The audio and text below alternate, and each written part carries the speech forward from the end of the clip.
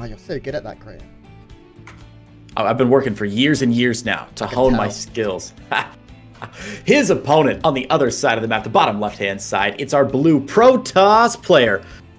His name is ShaDoWn. Ooh.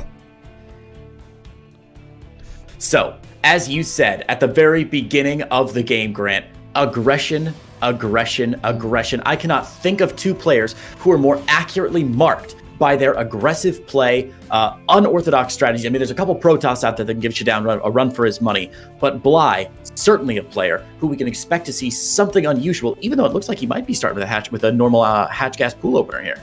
Yeah, you'd kind of expect it for the first game of the first game of the $84,000 tournament. You're gonna want to find your feet. You're gonna want to find your legs. You're gonna want to get started. We're wrong. Just kidding. Yeah. This is very Bly-esque. Now, ShaDoWn, maybe doing his homework a little bit here, is going to be able to prevent this, sending a second probe down just to make sure that this hatch goes down. Now, this isn't like an all-in hatchery. Bly does this a lot versus Protoss, where he builds it, he cancels it, and then he makes a Evo chamber. He just wants to slow his opponent down so Bly can take an advantage in the mid-game. Guys, please let me know how are sound levels and everything in chat. We didn't get time to really test things with a pre-show. Right. We literally went straight live. It looks okay to me, but I don't know what I'm talking about. So please let me know. Now we can see Bly getting that spawning pool up, getting his gas, playing very normal. We'll be taking his third base. It looks like before the 2-minute mark. Yes, so Bly getting his third before Queen. So very economical here. And I guess this is his backup if he can't get that proxy hatch down. Like, he wants to make something happen early. And I like it, you know, he's gone from one extreme kind of to the other, and it's pretty cool. You know, there are a lot of ways to pull out of a failed hatch block when you're trying to proxy across the map. I'm just going to showcase my game knowledge here for a minute, Grant. When you get...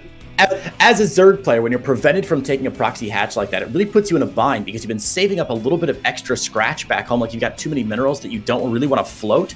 So I think it's a smart play by Bly to go ahead and drop that third before the 2-minute mark. And as you said, that's going to just superpower his economy. ShaDoWn has not spotted this third, I don't believe yet. Oh, sorry, he has. He just popped a probe in to spot that third. So he does know the timing now, and his follow-up is actually going to be really nice. He's got a Stargate down in the main base, and Stargate play, as you know, Grant, are so smart. Stargate play is so smart against that early third base. You want to tell the people why? No. Okay, that's fine. You don't have to if you don't want to. As we just saw, but always doing a lot, Stargate, it just allows you to get control very quickly. And we saw ShaDoWn going for that Stargate before he gets even Warp Gate, before he gets his first Adept, so he can get this very quick Oracle. And if you catch your opponent off guard, and you don't really expect it of a player of Bly's caliber, you can do a lot of damage, but the Oracle offers so much in terms of sustained pressure throughout the matchup. We've seen Stasis Wards dominate matchups. We've seen Revelations allow a Zerg player to completely take control, and for a Protoss to take control even. And that's what ShaDoWn's going to be looking to do here. The Void Ray follow-up, kind of anticipated here. ShaDoWn, we said, is one of those players, you know, like the Goblins and maybe even the Drogos of Protoss that like to throw in a little bit of fun. And that Void Ray allows you to get complete control of the map. So right now, map control is ShaDoWn's. He's going to have that. This is very nice from Bly, though. Catching this bird as it goes down at the 4-minute mark, which is quite quick. He may be able to get the cancel. There's only the second Adept joining in now. He's going to be able to get it. That's a big win here from Bly. If he can get the probe as well, which he will, this is just slowed Bly down. And the Oracle. We can see here, in terms of workers killed, that only that one worker has gone down. And even a Ling, I believe, getting in there to the natural. Bly seeing almost everything, and a great, great start.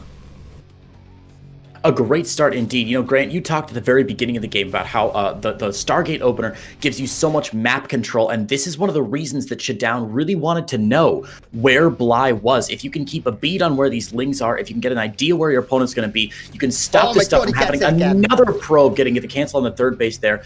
Absolutely crazy. It's funny, Grant. Bly only had about 3 no, he had about 6 Zerglings at that third base. If those 6 Zerglings had arrived 5-10 seconds later, that third base would still be standing. But because ShaDoWn wasn't able to push out and to obtain the map control that he was hoping for quite yet with the early Stargate play, he wasn't able to see those coming and did put down the third base at a really unfortunate time. So big win for Bly, but look at ShaDoWn's follow-up. Not just a second gateway, Grant, but a second and a third gateway.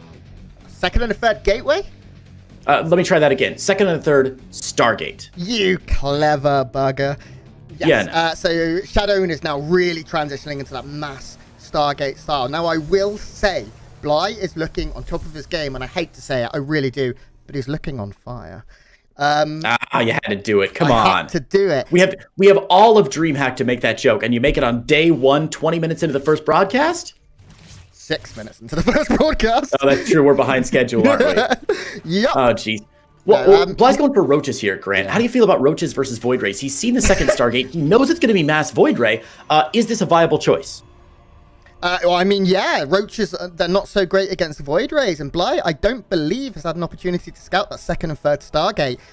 He's seen the second one, not the third. Okay, so even seeing the second one, he should be transitioning. Yeah, he's going to all in. But not seeing the third Stargate is huge here. Bly's going to be expecting 2, maybe 3 Void Rays, and there's not. We can see there's already 4.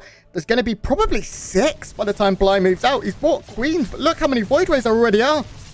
And it's only 2 Queens, Grant. It's only 2 Queens. The Transfuse is down already. The third Queen desperately trying to get here, but this is a big mistake from Bly. Pulling those Queens out early and not having the others to deal with them is so tough. Nice Corrosive Bile dodges here by ShaDoWn, and Bly's in a lot of trouble, even though it looked like he might have had a really good timing here. With the 6th Void Ray out, Grant, this looks really bad for our Ukrainian Surfer player. Yeah, Bly stopped on 52 workers. He's not been able to make any. Now, Bly's doing a good job over at the third with a Ling Ravager run by here. He's going to be able to kill a lot of workers. He's going to get rid of that Omega Super Ultra battery as well, and now all these workers will start falling, and this is nice, but Bly needs more. He has nothing. He has no answer to the already 7, soon to be 10 Void Rays that are on the map, and if Bly cannot find an answer soon, and even the run by cancelled. I said Bly was on fire, but I guess ShaDoWn knows how to put him out, because this is a great start from the Protoss player, who is defending almost miraculously, and I say that, and it all goes to shit.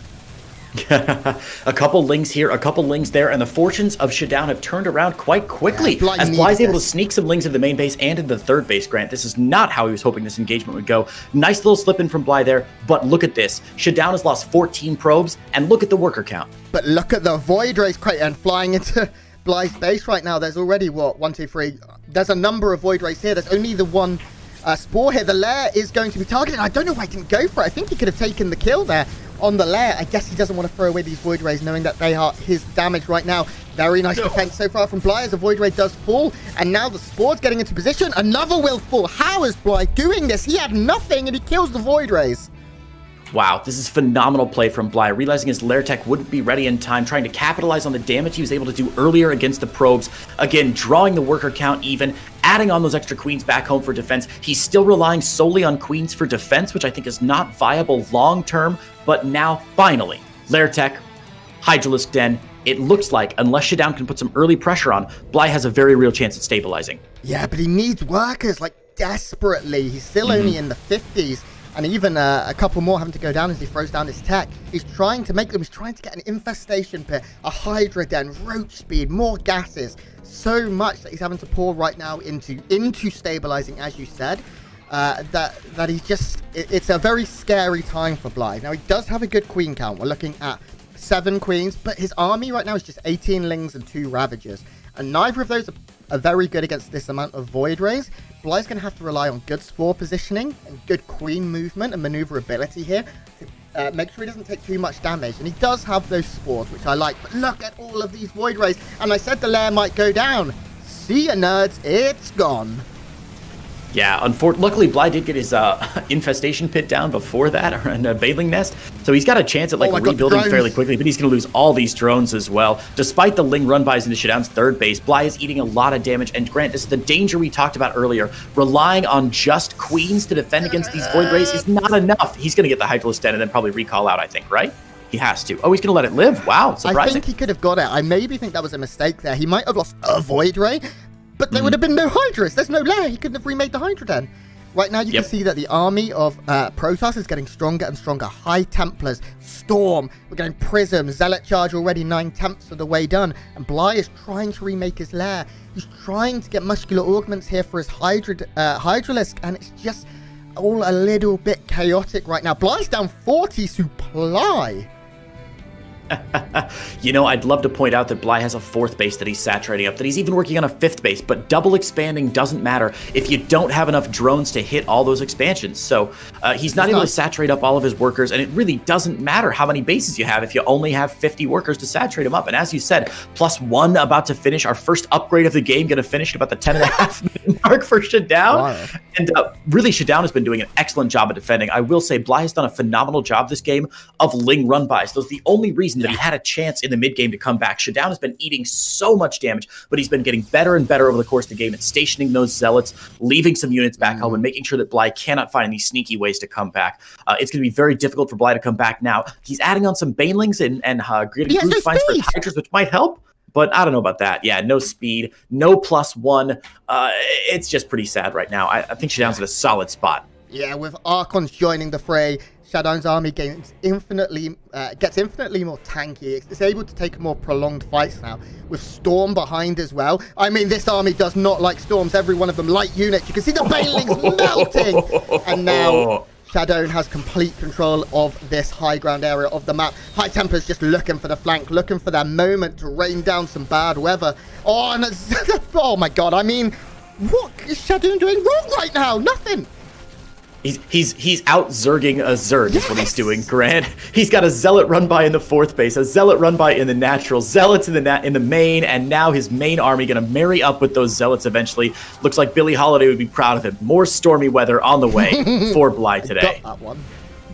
You did, attaboy. I did. Now, one thing I will say, ShaDoWn maybe threw himself a little thin. He did throw away a lot of units there, but look at the worker count. 24 to 70, +2 already, just over halfway done here for our Protoss player. And I mean, the army of ShaDoWn, he threw away his High Templars. They were mismicroed there as it was controlling some zealots, but Bly has no creep. He has no anything. He's trying to make some win festers here, but this isn't 2012. They are not a win condition anymore.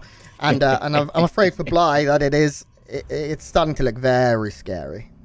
Look at the larva count for Bly if you want to see just how desperate things are, right? He's got 700 minerals in the bank and can't spend... He's building 2 more drones. Oh, Bly, bless your little heart. He's going to try and drone his way out of this. I don't think that's a viable strategy right now. I think the only opportunity that he had was to maybe push right then about a minute ago when the army supplies were roughly equivalent, Grant. At this point, I don't think he's got much of a chance, as we do see, again, the High Templar count at 9 right now for ShaDoWn, and he's even making more Archons, 5 Archons, Void Rays, Charge Slots, +2 is finished done. Up for our Protoss player.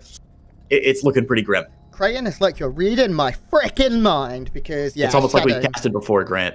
Yeah, I know. The new Pro Tour logo looking sexy. That's probably the only sexy looking thing right now if you're Bly, because the army moving across the map is going to decimate him. ShaDoWn moves forward and sees, wow, he doesn't even have a 4th base. He barely has a 3rd base. It's not even up yet. ShaDoWn is taking his 5th. Look at the High Templars. Look at the army. ShaDoWn, oh god, I want this storm. I want this storm so bad, Grant. Get it. Ooh, that's good fungal. Yeah, very nice fungal growth there. One High Templar does manage to get a pretty good storm on top of the Queens, but I mean, the army is just so strong. ShaDoWn can A-move, or a decent storm again on the north side. The south flank is looking pretty good here for Bly. He may... No. There's still Archons in this fight. Yeah, a little A-move on the High Templar there, but he's got so many storms, he doesn't even care. And then, of course, these Zealot run-bys from the back. That's going to sew it up. GG!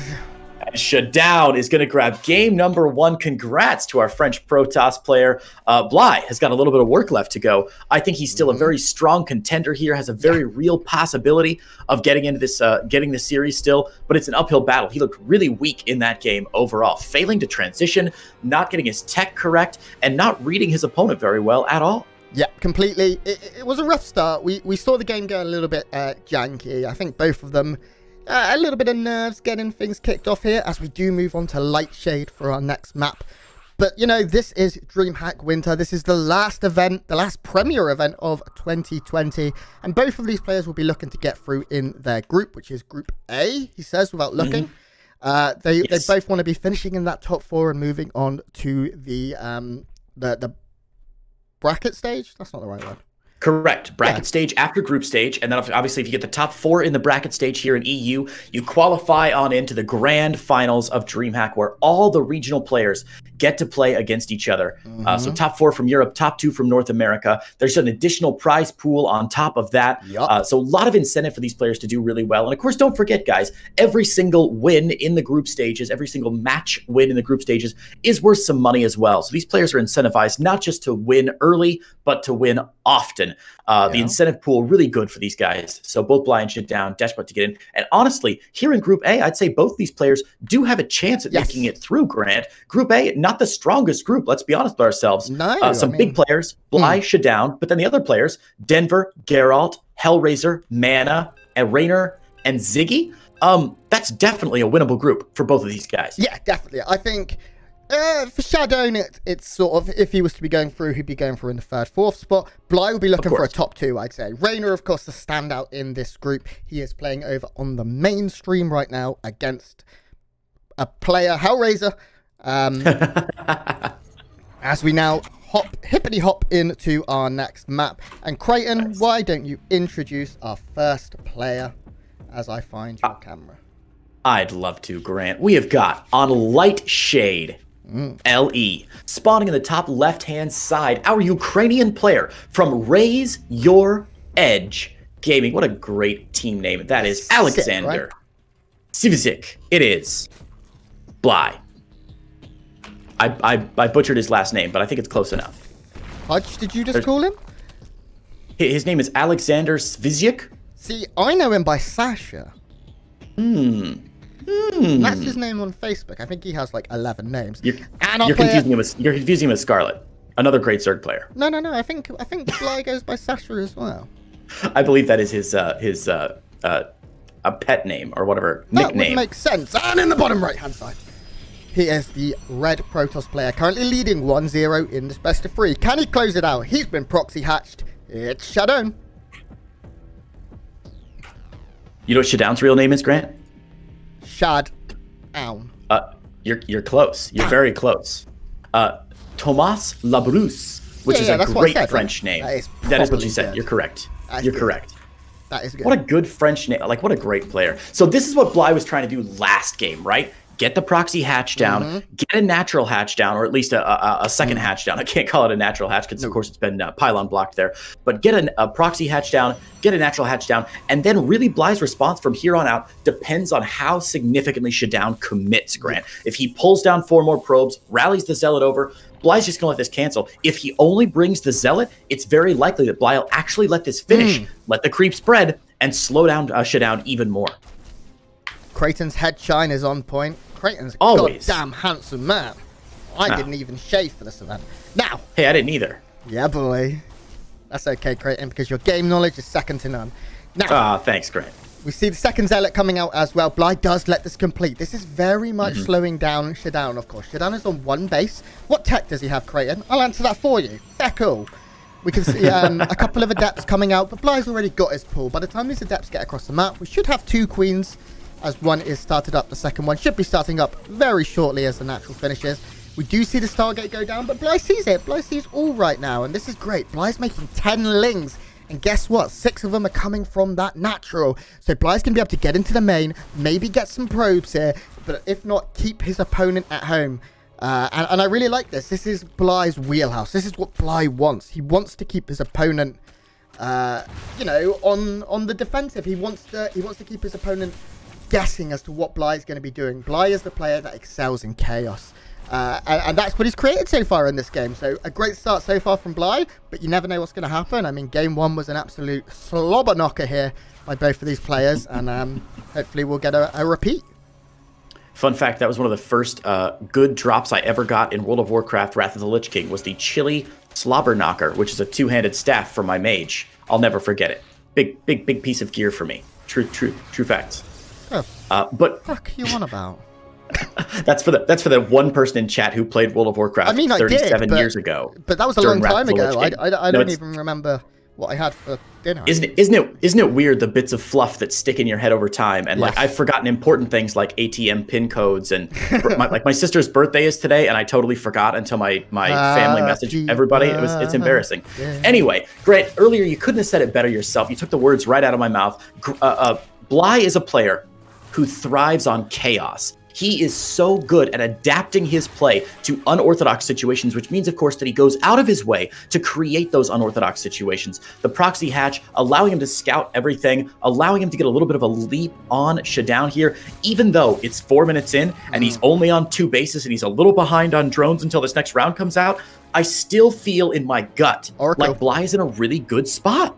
Yeah, the Oracle comes in, gets 3 workers, is pushed back by the Queens in the main here. Takes a little bit of damage, but 3 kills is nice. Worker can't even. Bly needs to get his 3rd down. He is in position to take it. Money going up now, and that will get dropped as we watch. Well done, Observer Creighton.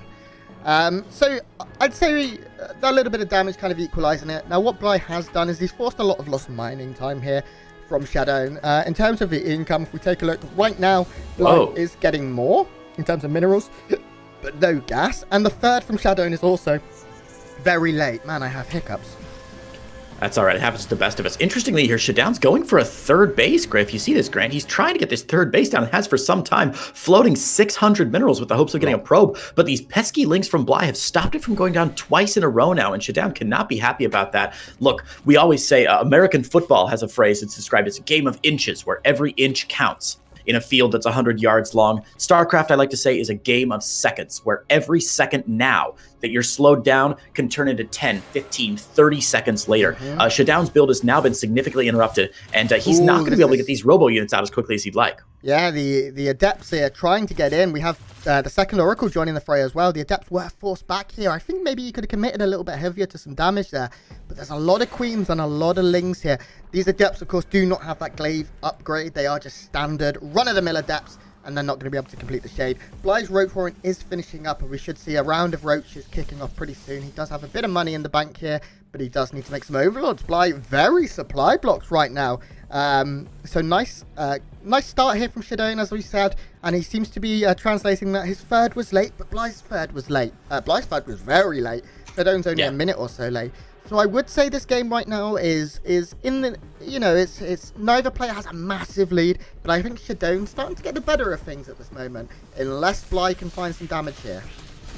You know, it's interesting, Grant. Last game, we were talking about how Bly had a chance in the mid-game, largely because he had enough drones to make it sort of work. He built up the infrastructure ahead of time, and he was ready to roll, so he could crank out units in the mid-game and defend against the Void Rays of ShaDoWn. This game, Bly is not going to have that advantage. Remember, last game, his 3rd base was down before the 2-minute mark. Yeah. This game, when his aggressive opener worked a little bit better, it is actually going to hurt his mid-game a little bit more. So he won't quite have the same advantage as he had last game, and ShaDoWn will have those similar advantages. A little bit of air tech to begin with, the robo down, the twilight down, the +1 advantage, and even though Bly's going for a lot of roaches here, I don't think he's going all in. With a lair behind this and more roaches popping out, he's probably going to wait for speed before he really makes a big push.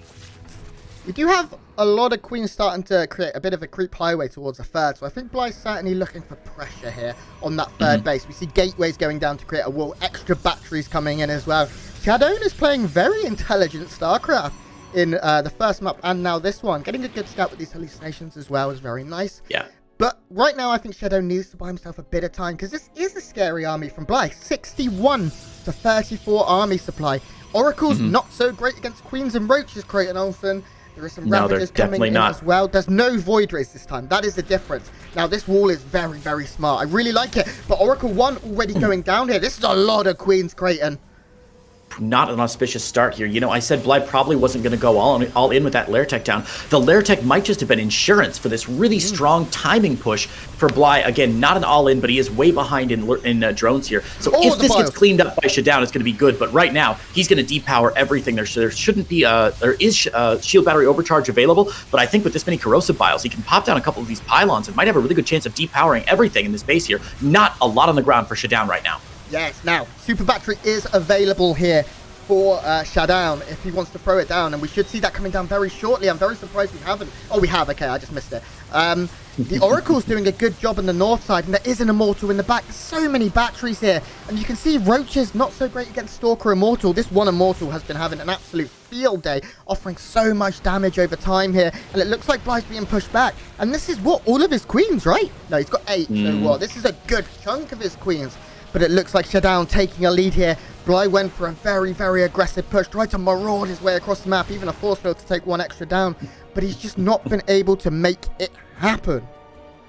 A very expensive hold for ShaDoWn, no doubt. Losing a pylon, losing 2 shield batteries, having to build a total of 6 shield batteries to keep up with that fight. But look at the supply, look at the worker count. We said it earlier, we'll say it again. Bly started this game more aggressively, meaning his mid game is a little less powerful, and he's really reaping the I was going to say the results, but whatever the opposite of results are, reaping the wrath of that early game opener here. The Immortal from ShaDoWn still alive. As long as ShaDoWn can get in a Warp Prism out pretty soon, he could go on the offensive and really put some pressure on Bly. Bly finds a couple of workers here. 4 is a good number. If he can get maybe 1 or 2 more, that would be nice. But there's so many batteries. This base is so safe. Now, one thing I will say is neither player have been able to expand further.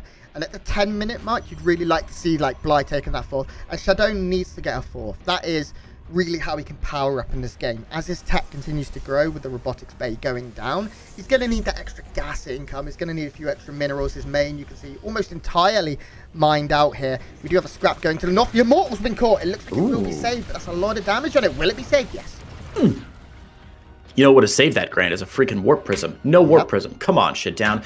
Look, Protoss players, even the pros, I see more and more these days trying to go in with pushes with no Warp Prism on it. And while that's admirable, if they think they can control their army that well, I can't underlie how important having a Warp Prism is there. Not just, of course, for the reinforcements at the front lines, which negate a Zerg player's defender's advantage, but also because of the micro opportunities it gives you when you've got the Immortals in your army. You have got to have a Warp Prism to micro those Immortals, to pick them up, to drop them off at the back of the battle. Even with a lot of Ravagers, a good player can save that Warp Prism, and it's going to be really surprising to see ShaDoWn engaging here with a decent army supply advantage and a good army value advantage, but no Warp Prism here to reinforce. I'm a little bit worried that he might overextend himself, even though he is in a strong position. But look at the upgrades. +2 is about to finish for our Protoss. Bly has absolutely nothing. He's just made a round of Banelings, but he has no Baneling speed even. So with good force fields, and ShaDoWn has shown that he has pretty good force fields so far, it doesn't look like Bly's going to be able to make this happen right now, and I'm very impressed once again with ShaDoWn.